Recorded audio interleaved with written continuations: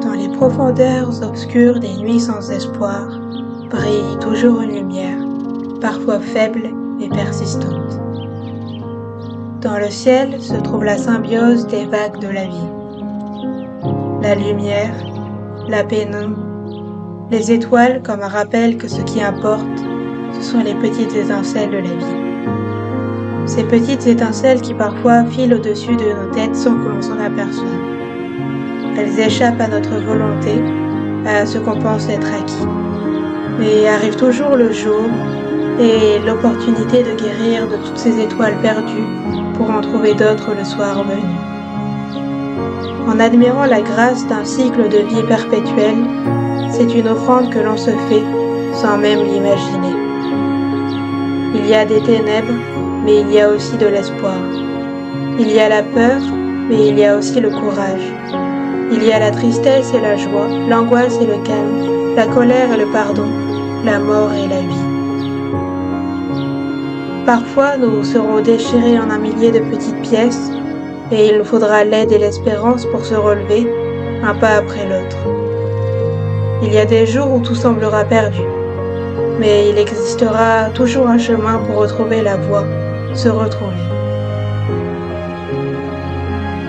Dans le ciel se joue la vie. Enseignant qui regarde le monde en lambeaux et qui cherche où est la paix. Ne me voit-il pas? Ne me voit-il plus? Demande-t-il, crie-t-il. Nous répondons par un silence pesant, car nous n'entendons plus. Pauvre de lui, il s'efforcera coûte que coûte à nous faire lever les yeux pour que la lune et le soleil les fassent briller.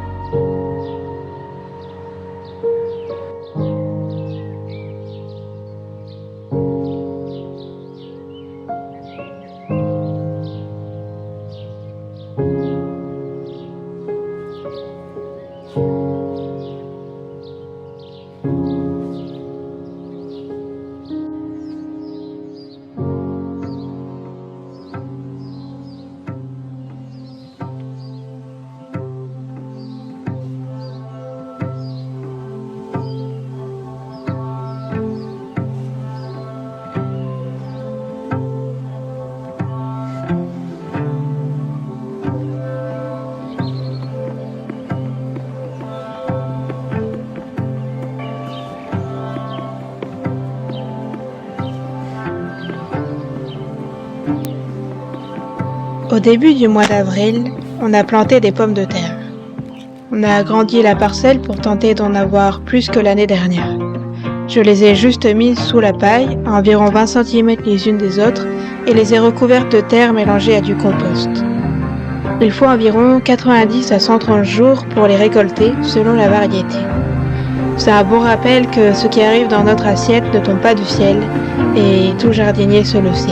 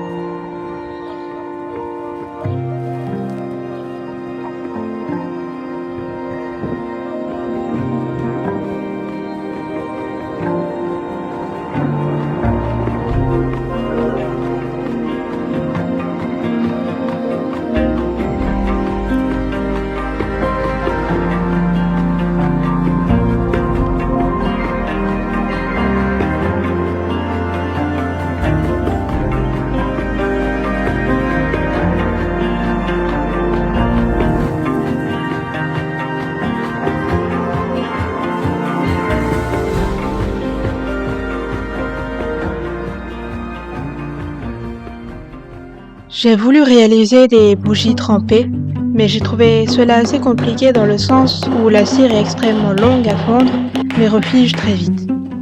Et puis le niveau de cire baissait rapidement, m'empêchant d'aller jusqu'en haut de la bougie. Le résultat est plutôt médiocre, mais elles brûleront quand même, alors c'est le principal.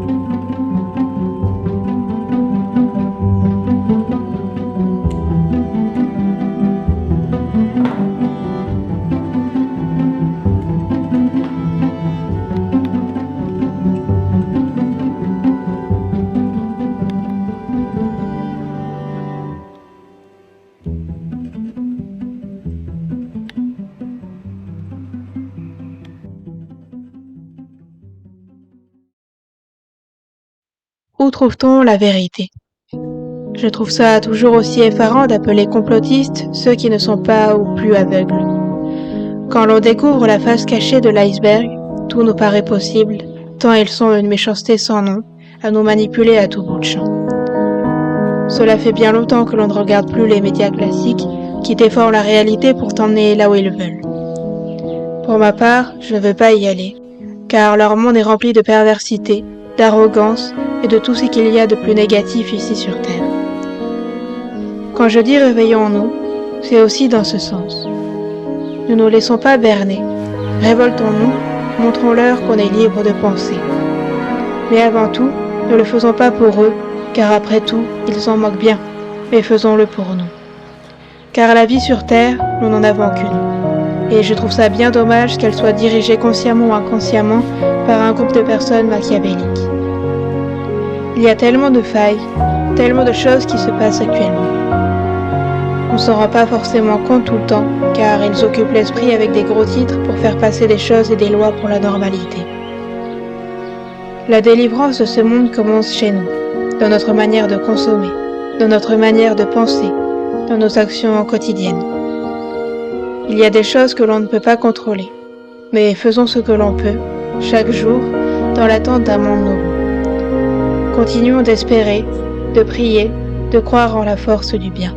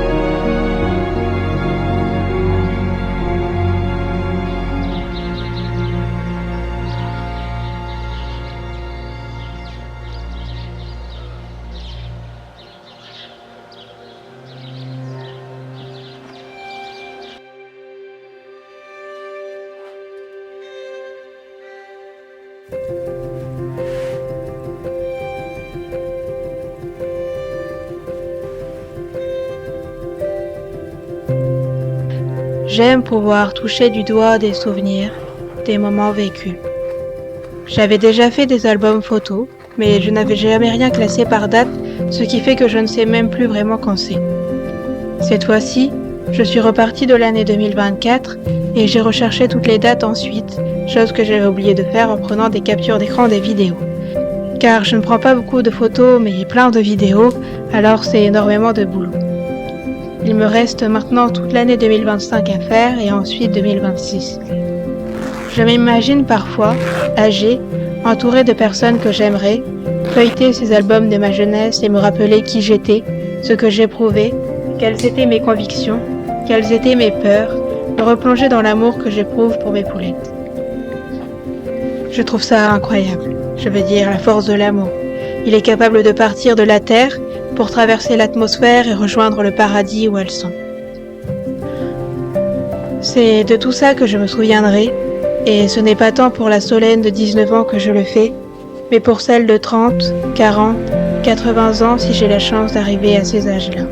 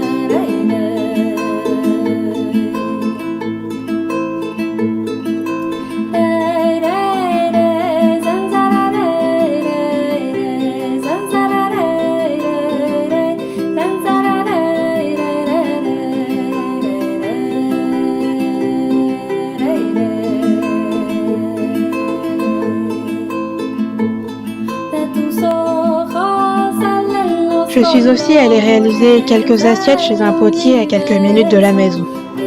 Une fois sèche, il m'a donné un crayon spécial pour la céramique et j'ai pu dessiner ce que je souhaitais.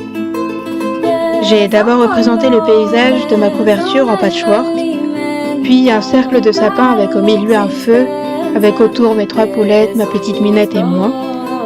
Et enfin, sur la dernière, je me suis dessinée debout, Noirouille sur l'épaule et Grisou et Roussinout sous chaque bras. Minette se promène avec nous, à nos pieds. C'était une de mes préférées, mais je n'ai pas dû appuyer assez fort, alors le dessin est ressorti après émaillage et cuisson tout pâle. C'était la seule assiette qui était fissurée, donc on peut dire que ça tombe bien. Vu que je voulais faire d'autres choses, je pourrais y retourner et refaire cette assiette. Enfin, sur les assiettes creuses, j'en ai fait une avec des fleurs, une avec mes 3 poulettes et une avec un cerisier et Noirouille qui s'apprête à sauter pour les manger, car elle adorait les cerises.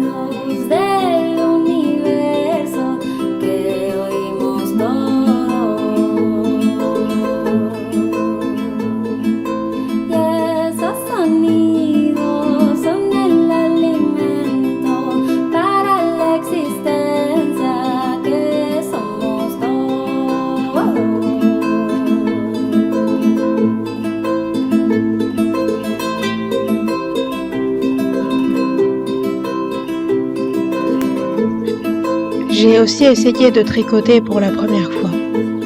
Je dis pour la première fois, mais en réalité j'avais déjà fait quelques lignes sur quelques centimètres, mais pas de quoi savoir faire. La personne à qui j'ai acheté la laine m'a précisé que les chaussettes, c'était en termes de difficulté le niveau 7 ou 8 sur 10. Je l'ai tout de même terminé, et à part quelques trous sur les côtés au niveau de la jointure du talon et au début de la pointe car je ne serrais pas assez fort, elle n'était pas si mal. Le seul véritable problème, c'est que je ne peux pas rentrer mon pied dedans, ce qui est le comble pour une chaussette. J'ai trop serré le jacquard, qui est le motif tissé dans le tricot, et le dernier rang, celui qui permet d'enlever les aiguilles. Je réessayerai quand même car j'ai bien aimé tricoter et c'est un bon moyen de créer ce que l'on veut tout en pouvant s'assurer de la qualité.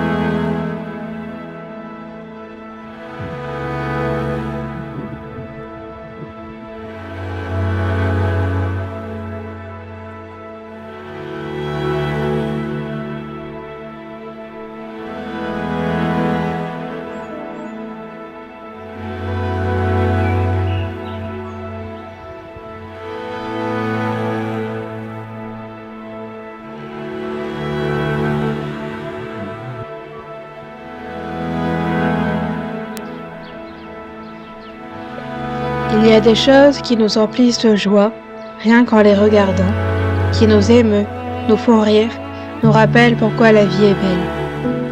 J'ai cet effet-là quand je regarde Minette, la nature, les arbres, les chouettes qui volent la nuit dans le ciel, les papillons, les fleurs, la rivière, la montagne et tout ce qui compose finalement la faune et la flore. Ce sentiment que la vie compte, qu'elle peut exister. Quoi de plus nourrissant que de protéger la terre, que de cultiver pour se nourrir? Je ne sais pas. C'est ma vision des choses, et sûrement y a-t-il plein d'autres raisons de se sentir nourri. Mais je n'ai pas ce sentiment quand je fais de la couture, du dessin, des vidéos, de la cuisine, de l'art. C'est des choses que j'aime profondément faire, mais elles ne me nourrissent pas comme le fait la nature. Je crois que tout le monde devrait un jour la rencontrer, en étant le plus humble et le plus honnête possible. Je crois que personne ne reviendrait insensible, et que tout le monde d'une manière touchante et belle en serait bouleversé et transformé. Car quand on la rencontre vraiment, on se rencontre soi, et on découvre que les merveilles existent vraiment, et que l'on peut se réjouir d'être au milieu de toute cette beauté.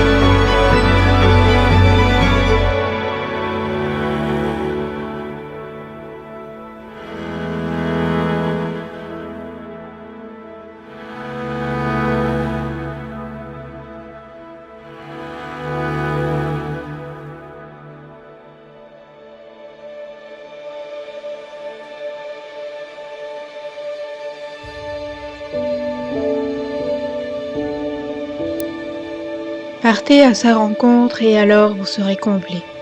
Car dans sa majesté elle nous transforme, dans sa manière la plus brute elle nous enseigne, dans son humeur changeante elle nous rend humbles, et dans sa complexité elle nous renvoie à nous-mêmes et à notre dualité.